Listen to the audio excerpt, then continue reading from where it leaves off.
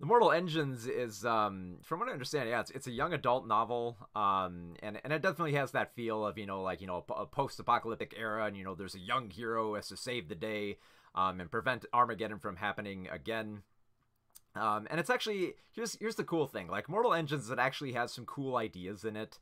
I love the design of it. I love how they perceive this new world, where people either like they live in the skies and these kind of like floating cities, or they have mobile cities that kind of are like giant tanks that have to go around and they have to eat up other cities for resources. All that stuff is cool because those are pretty big ideas, and the visuals are actually kind of neat, for their design. But it's unfortunate because it seems like there was a lot more thought put into like the design of this film and the very concept of tank cities than anything else surrounding it. Like, it just feels like, okay, the main thing is we got to get these visuals looking great. We got to have them looking big and very, very intricate and very detailed.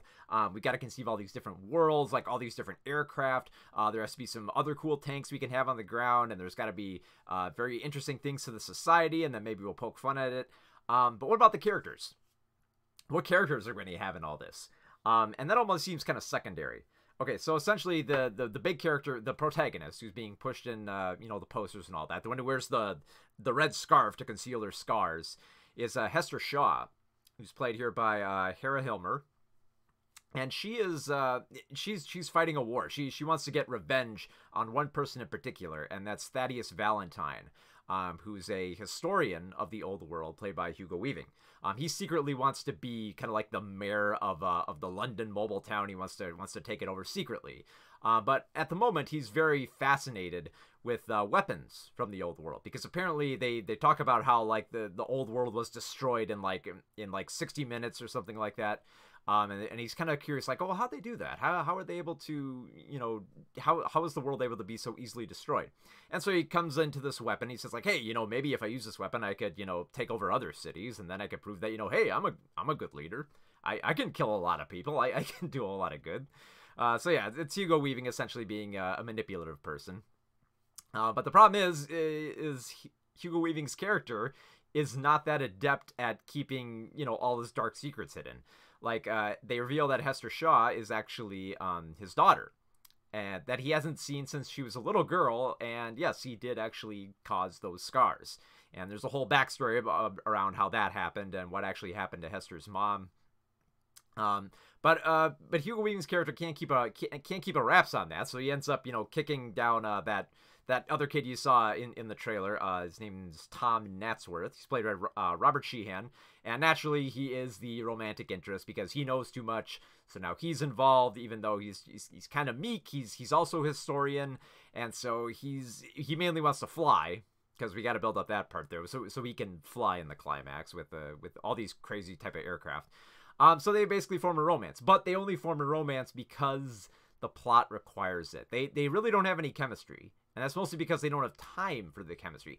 You get the feeling, I kept getting the feeling while watching this film that this book must be huge, because there's a lot of ground they cover. They cover what happens, in the intricacies of the London town, and then later we find them, escaping, from hunters, and then later they're captured by this kind of caterpillar creature. They're brought to a market where people are sold off for their meat, and then later they meet a resistance army, who's led by Anna Fang, who's played by Jahai. I'm probably saying that name incorrectly, but it feels like way too much, especially since Anna Fang, she's supposed to be like this rebel leader, but she looks like she's a fashion model that escaped from the 1980s, because she's got this bright red coat, she's got this really big hair, and she's got these stylish like designer sunglasses on.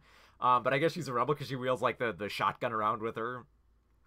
And like I said, yeah, they weave too much in here, because they got that going on with Anna Fang, who's leading the Anti-Traction League, who apparently are just against, I guess they're against tank cities, because they're all about the air, because like they live up in like a giant air colony with like giant balloons, even though it seems like the most dangerous thing ever, because right when they get off to get onto the balloon city, there's like warnings like, don't cause any sparks, like probably you don't want to like stomp on the wood ground because you could fall to your death if there's too much pressure.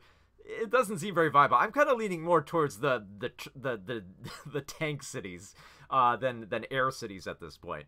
Um, and then, as if all that weren't enough, you also have Stephen Lang playing this character called Shrike, who's apparently a cross between like a zombie and a Terminator. Like he was human once, but now he's like this unfeeling robot.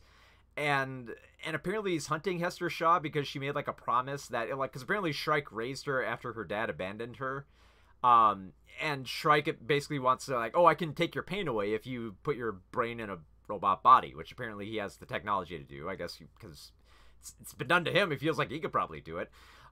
So they bring in this Terminator aspect where he's basically following Hester around, saying like, hey, you still got to put your brain in the robot body, and just chasing her down Terminator style. In between, and then as if there weren't enough, we also have this other this colony in Asia, which apparently has like a thriving valley and everything, but it's protected by this giant wall that apparently, you know, Hugo Weaving needs the giant weapon to blow up. And there's so much going on, and like I said, you barely feel anything in this film just because the characters are so stock. They're just boring. You never feel any of the chemistry for them. They don't have any moments where they feel like they connect, where there feels like there's a romance between Hester and Tom. There's also supposed to be this fatherly aspect with Shrike, but we don't see much of that. You get the feeling like you should care more for Anna Fang and her rebels, like because they have that, you know, that scene you kind of see in most action films where you meet a group of rebels and then they fight the resistance and then one by one they start getting like picked off and dying. And we're supposed to feel something for them, but we don't know enough about them. So you're like, wait, who is that guy? Wait, who is that? Whose craft was that? This movie has a lot of what I like to call like wait, what moments? Because there were several moments where it just kind of like it kind of like skirts by explaining a lot of stuff. Like at one point, in order to shut down the weapon, they have to use like a flash drive. But apparently, the flash drive was hidden in some random MacGuffin that was given to Hester. And so like, wait, what? When did she get that? And then later, there's when they get to the Asian colony, there's this Indian character who's explaining it all. But she kind of pops out of nowhere. It's like, wait, what? Who are you? Wait, who is this character? What happened here? What's going on? I don't know. And it's not worth questioning that. That's kind of like nitpicky stuff. But when you're so bored with the characters that are so stock and they don't really have much character or chemistry to any of them, you get bored and you start nitpicking stuff like that. Visually, yeah, the film looks nice. The tank cities, they're pretty cool. It's got some big loud effects. It's kind of neat to see in IMAX. It's got a grand scale. It's got like a big war going on of turrets firing at different kinds of aircraft in the sky that are very creative. They do have varying designs, so it doesn't all look the same. I love the kind of rickety nature of London being all crammed together. I even like some of the internal society that they got going here. Even though it feels like, especially when we're inside London, the messages of the film become like very blatant and on the nose. Like the way that like the politician runs his government, the way that they snuck in quickly. There's a line there when they eat up other cities, they bring in the inhabitants to live in their London, in their mobile London. And there's a little voice where it says like children may be temporarily separated from their parents. And I don't know whether that line was added in before the whole like border fiasco, but I don't know, it kind of seems like it was just because it's a voiceover, so maybe it was added in there. It's a little too on the nose. They also get way too on the nose with having their humor.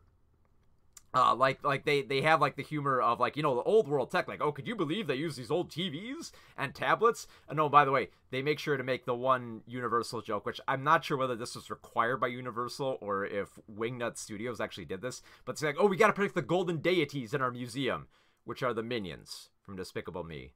And it's like, and if that's the only big laugh you have from this film, it's like, you're in trouble, man. It's got big action. Yeah, the visuals are nice, but the characters are boring. I can't really get into it that much. Especially, I think, I kind of got into Shrike, but I think that's because, like, his character is pretty simple. He's kind of interesting to look at. He has an interesting history to him. But it kind of says something when his one line that I resonated with the most was when he's analyzing a robot toy, and he says like, it has no heart, like me. well, like this movie. This movie doesn't really have much heart in it. It just kind of goes through the motions. Yes, Hester will become the rebel hero who will save the day. She'll stop the evil villain. The evil villain will get crushed by his own machines. And and then everyone will learn to live together in harmony in the post-apocalyptic world. And not much more than that. It's kind of sad too, because from Wingnut Studio, from the Wingnut production company, that Peter Jackson's done. I thought back to how he did stuff like Bad Taste back in the day, which was made on a shoestring budget. And it actually had some cleverness and some character to it, and it had a great atmosphere to it. And here you have a film that's something like $100 to $150 million, and it feels hollow. It feels so freaking hollow that I just couldn't get into it. And I love how they keep pushing Peter Jackson on this, because it's not directed by this, but it's directed by Christian Rivers. But I guess you like pushing that Peter Jackson on there because you know him from Lord of the Rings, and here's this giant epic of a fantasy, which is unfortunate because it has no character. That by like the second act, I was entirely bored. I didn't really.